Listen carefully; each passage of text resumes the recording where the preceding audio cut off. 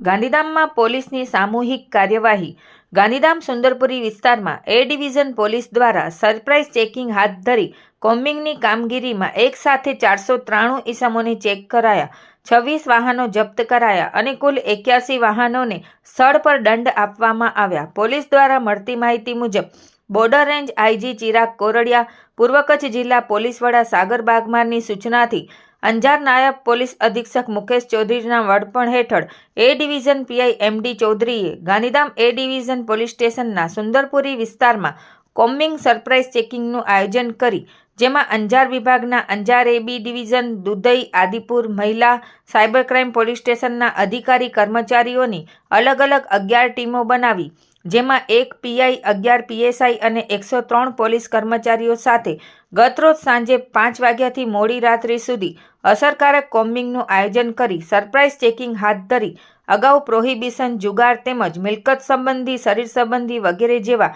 અલગ અલગ ગુનાઓમાં પકડાયેલ ઇસમોના મકાનો ચેક કરી હાજર મળી આવેલ લોકોની પૂછપરછ કરી ઝડપી તપાસ કરી યોગ્ય કાર્યવાહી કરી હતી, જેમાં દારૂ, જુગાર, આંકડા, ટ્રાફિક, રોમિયોગીરી, જાણીતા જુગારીઓ અને બુટલેગરો સહિત કુલ 493 ઇસમોને ચેક કરવામાં આવ્યા હતા તથા કુલ 26 વાહનો ડિટેન કરવામાં આવ્યા અને કુલ 81 વાહનોને સ્થળ પર ₹27,800નો દંડ આપવામાં આવ્યો। આ કોમ્બિંગની કામગીરી નાયબ પોલીસ અધિક્ષક મુકેશ ચૌધરીના સુપરવિઝન હેઠળ A division PI MD Chaudhary તથા અંજાર વિભાગના અધિકારીઓ અને કર્મચારીઓ દ્વારા કરવામાં આવેલ છે। રિપોર્ટ ભારતી માખીજાણી, ગાંધીધામ।